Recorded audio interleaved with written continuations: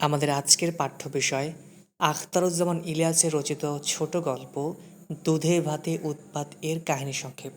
বর্ষার বৃষ্টি এই আসে এই যায়। এখন অবশ্য বৃষ্টি কমে গেছে।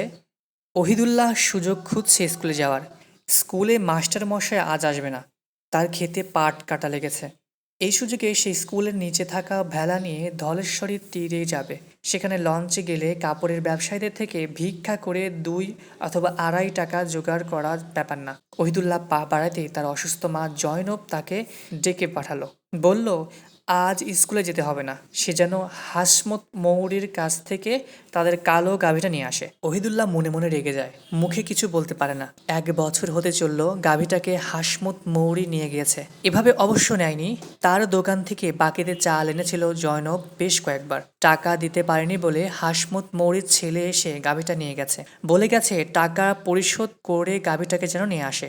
সেই চালের টাকা আর পরিশোধ করা হয় না। এতদিন পর কদিন ধরেই জয়নবের খুব ইচ্ছে হচ্ছে সেই গাভীর দুধ দিয়ে সে ছেলেমেয়েদেরকে এক মুঠো ভাত নিজ হাতে খাইয়ে দিবে, যেমনটা আগে মাঝে মাঝে দিত। জয়নব খুবই অসুস্থ, বমি বমি ভাব সারাক্ষণ, বিছানায় শুয়ে থাকে, উঠে বসার শক্তি নেই তার। হয়তো বাঁচবে না আর, মারা যাওয়ার আগেই হয়তো এটাই তার শেষ ইচ্ছে। ওহিদুল্লার বাবা কসিমউদ্দিনের কোনো খবর নেই। সে উত্তরে ইসামতি, ধলেশ্বরী, বুড়িগঙ্গা, ব্রহ্মপুত্র পেরিয়ে তিস্তা তীরের গ্রাম খোলামহাটিতে আজমত আলী প্রধানের বাড়িতে থাকে। বাড়ির মক্তবে গ্রামের ছেলেমেয়েদের আমপাড়া সেপাড়া পড়ায়, মসজিদে আজান দেয়।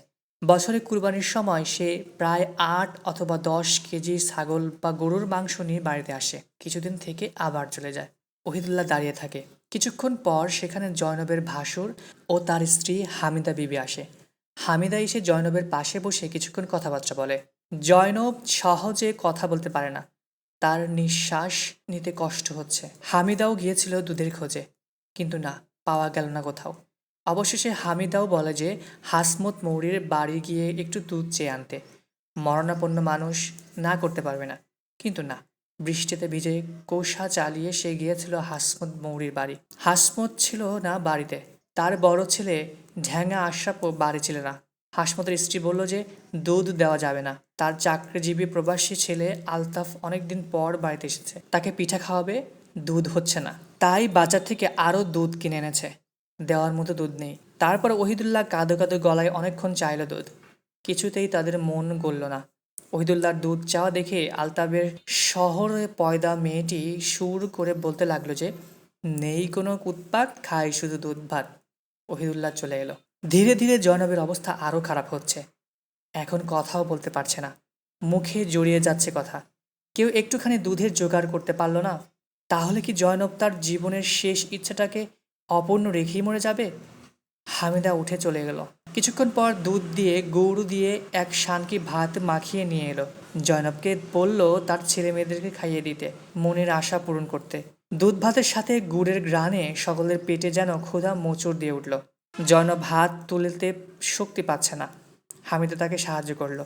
জয়নব এক মুঠো করে ভাত একে একে তার ছেলে মেয়েদের খাওয়াতে লাগলো। হাজেরা, খাদিজা, আহমদুল্লাহ, অন্ধ রহমতুল্লাহ সবাই তার মায়ের কাছে চলে এসেছে দুধ ভাতের কথা শুনে। সবাইকে এইভাবে আসতে দেখে বেশ রাগ হচ্ছিল ওহিদুল্লাহর, কিন্তু জয়নব সকলকে খাইয়ে দিতে পারল না। হাত যেন অবেশ হয়ে পড়ে গেল মাটিতে। হামিদা ভাবলো মরে গেল বুঝি। সে কালেমা পড়তে লাগলো। জয়নাবের হা করা মুখে শানকি থেকে কিছু ভাত দিয়ে দিল। জয়নাব সেটা গিলে ফেললো যতটুকু পারে। কিছুক্ষণ পর জয়নাব বমি করতে লাগলো, খুব বমি। মনে হলো জন্মের পর থেকে যা খেয়েছে সব বের করে দিবে আজ। এর মধ্যে শানকিটা চলে গেছে ঘরের কোণের দিকে। সেখানে ওহিদুল্লাহ বাদে জয়নাবের বাকি ছেলে মেয়েরা গ্রাসে গিলতে লাগলো দুধ ভাত। বমি থেমে গেলে জয়নাব হামিদার কাছে জানতে চাইলো সে দুধ ভাতের কথা বলে তার ছেলে মেয়েদের কি খাইয়েছে।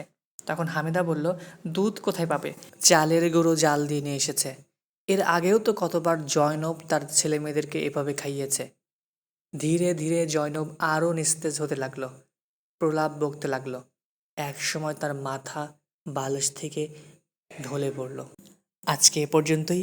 ভালো থেকো, সুস্থ থেকো। দেখা হবে পরবর্তী ভিডিওতে, পরবর্তী টপিকে।